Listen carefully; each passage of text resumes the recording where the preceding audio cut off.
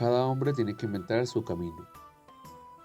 Ante las vicisitudes de los reyes sucesores a Carlomagno para el ejercicio del gobierno, estos, los reyes, promueven una alianza con condes y marqueses, puesto que las invasiones germánicas son constantes, y para lograrlo entregan grandes extensiones de tierra, dando origen así a los llamados feudos. Tras las continuas invasiones, los reyes delegan a los nobles la defensa de sus territorios, y esto se ve obligado a velar por la seguridad del rey, dando origen a la figura del caballero. Por otro lado, la agricultura se convierte en la base de la economía feudal, ya que los feudos estaban caracterizados y compuestos por una aldea y un castillo, donde se producían los alimentos necesarios para el consumo diario. Los castillos que estaban en las aldeas recibían el nombre de burgo y sus habitantes recibían el nombre de burgueses. De esta manera comenzaron a surgir las grandes ciudades. Allí solían ir los campesinos a vender sus productos, como el trigo, cereal, carne y cebada, a cambio de artesanías o herramientas que eran creadas por las personas de aquellos lugares. Asimismo, en lo que corresponde al contexto histórico de la vida de Santo Tomás, tenemos el nacimiento de las órdenes mendicantes. Estas tienen su inicio con los hermanos predicadores. Domingo de Guzmán será uno de los más notables en el inicio y desarrollo de las mismas. Nace hacia 1170 en una familia pequeña de la nobleza de Caroluega, en Castilla, al sur de Burgos. Estudia Sagrada Escritura y Teología en Palestina, ordenado sacerdote para ser canónigo del Cabildo de la Catedral de Osma, donde se ha adoptado la regla de San Agustín. Francisco nace en Asís en el seno de una familia de comerciantes de tela. Fundó la Orden de los Franciscanos. La orden comprende clérigos y laicos.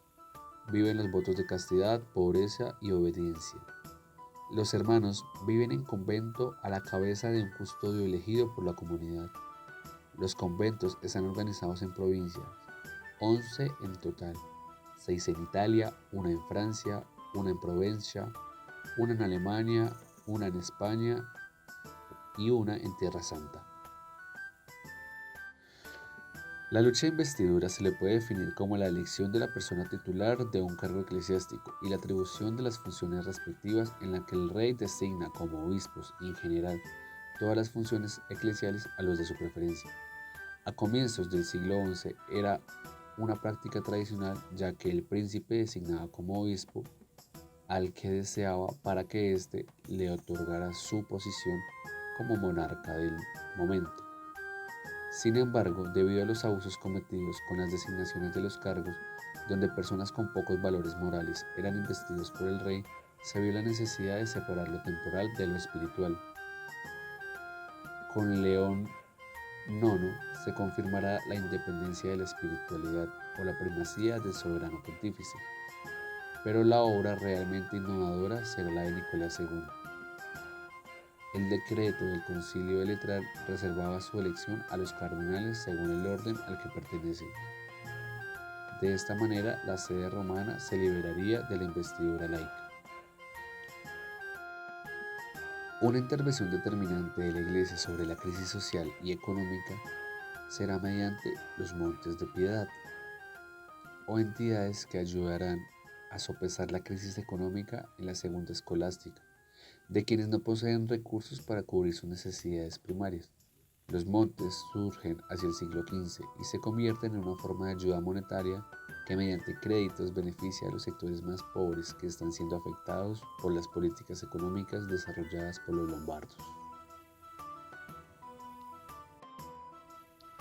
La mayor parte de las universidades medievales han nacido del desarrollo espontáneo de las escuelas preexistentes. El Papa jugó un papel fundamental en el desarrollo de estas, concediendo privilegios a los centros formativos en el dominio de la enseñanza y la recuperación de la autonomía en relación con las autoridades locales. Desde el siglo XII, los maestros que enseñaban en las escuelas y los estudiantes toman la decisión de agruparse y formar lo que se conoce como universidad. Para el latín de aquel entonces, el término designa toda asociación que reúne los miembros de una misma profesión.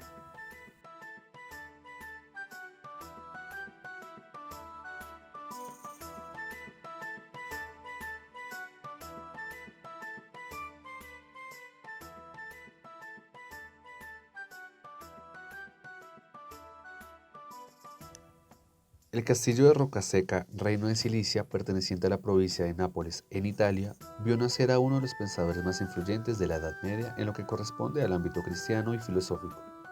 Este fue Tomás de Aquino, nacido hacia el año 1224-1225, hijo de una familia que gozaba de prestigio social y político gracias al feudalismo, un sistema de gobierno, de organización política y económica basado en el vasallaje y la fidelidad a cambio de protección.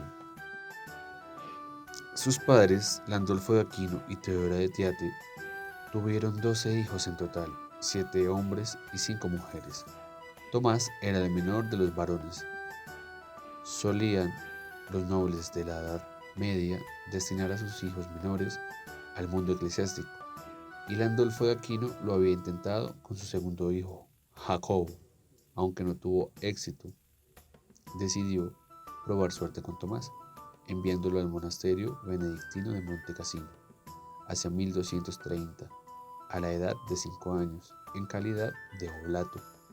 Landolfo aspiraba a que Tomás llegase un día a ceñir la mitra del famoso monasterio.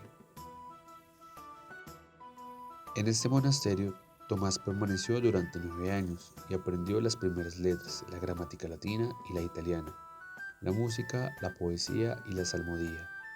Su conducta allí fue la que sobresalió al punto de que era modelo para los demás oblatos, recogido, piadoso, de carácter meditacional y silencioso. Sin embargo, el monasterio entró en conflicto con el hermano de Tomás, Felipe de Aquino. Las cosas fueron empeorando hasta que en marzo de 1239, con la excomunión de Federico II por el Papa Gregorio IX, se hizo imposible la permanencia de los oblatos en el monasterio. Pero el abad de Montecassino, Esteban de Corvario, en vista de las relevantes cualidades de Tomás, aconsejó a Landolfo que lo enviase a Nápoles a continuar sus estudios en la universidad. La Universidad de Nápoles había sido fundada por el emperador Federico II. Contaba con la Facultad de Artes, de Derecho Civil y Canónico, de Medicina y de Teología. Tomás frecuentó la Facultad de Artes, perfeccionándose en letras, sobre todo en el estudio en vigor de la filosofía, teniendo como profesor de lógica al maestro Martín y de cosmología al maestro Pedro de Irlandia. En la Universidad Napolitana tuvo ocasión de conocerse y de ponerse en contacto con algunos religiosos de una nueva orden, que eran profesores de la Facultad de Teología. Esta nueva orden era la fundada por Domingo de Guzmán. Gracias a Fray Juan de San Julián, hombre de ciencia y santidad, Tomás descubrió que la orden de predicadores armonizaba perfectamente las observancias monásticas con el estudio. Y por la Navidad de 1243, Tomás se presentó al prior de San Domenico Maggiore, Tomás Agni Daletenti, pidiendo su admisión a la orden, que le fue concedida de manera tal que comenzó el noviciado con todo el fervor de su alma en el convento de Nápoles.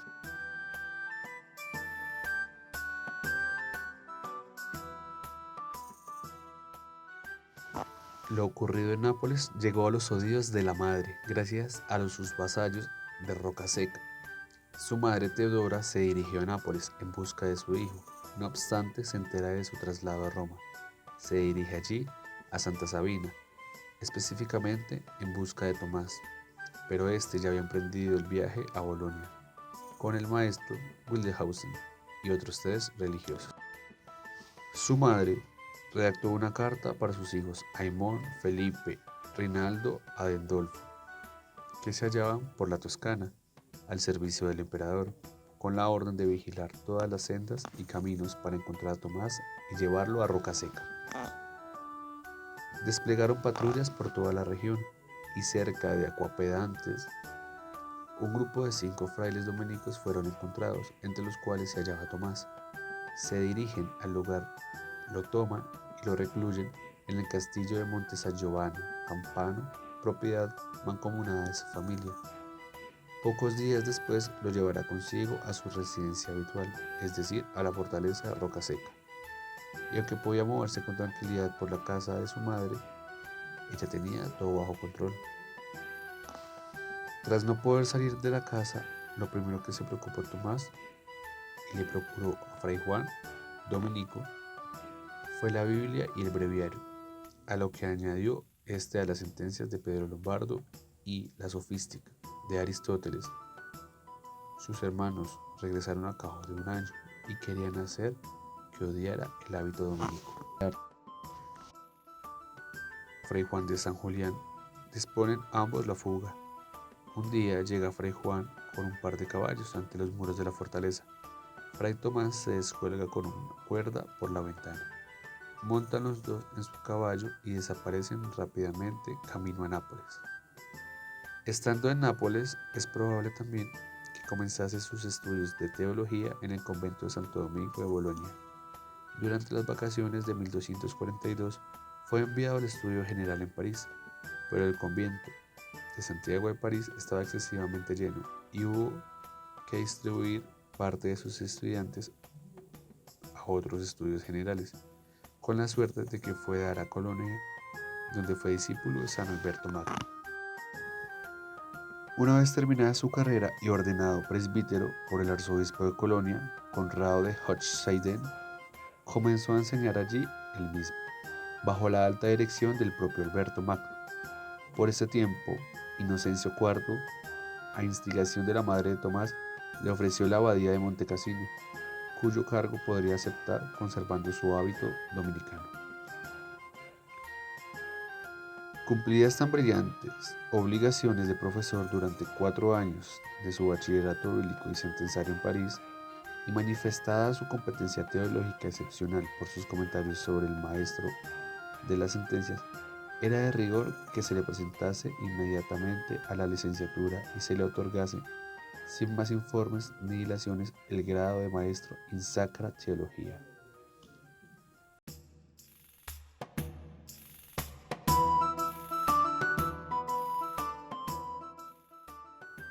Finalmente regresó a Italia, y al llegar a su provincia le hicieron predicador general en el capítulo de Nápoles. Este título le daba derecho a asistir como nuevo vocal a los capítulos provinciales y así viajar por diferentes ciudades. Estuvo en el convento de Santa Sabina, en Roma, lugar donde comenzó a enseñar durante un par de años y predicó en varias basílicas. Una de ellas fue Santa María la Mayor.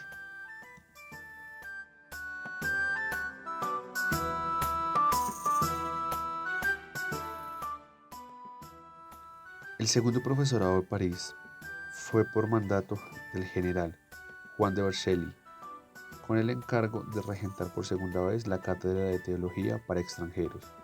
El motivo fue doble. Por una parte, la recrudescencia de la guerra de los maestros seculares contra los mendicantes. Por otro lado, las malsanas doctrinas de los llamados averroístas, Siger de Brabant y Boecio de Dacia. Ambas facultades, las de arte y la de teología, estaban en plena efervescencia.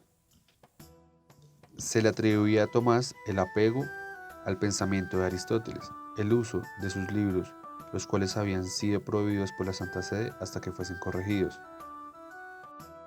Se puso en camino para el Concilio de Lyon acompañado de Fray Reinaldo y de Fray Santiago de Salerno.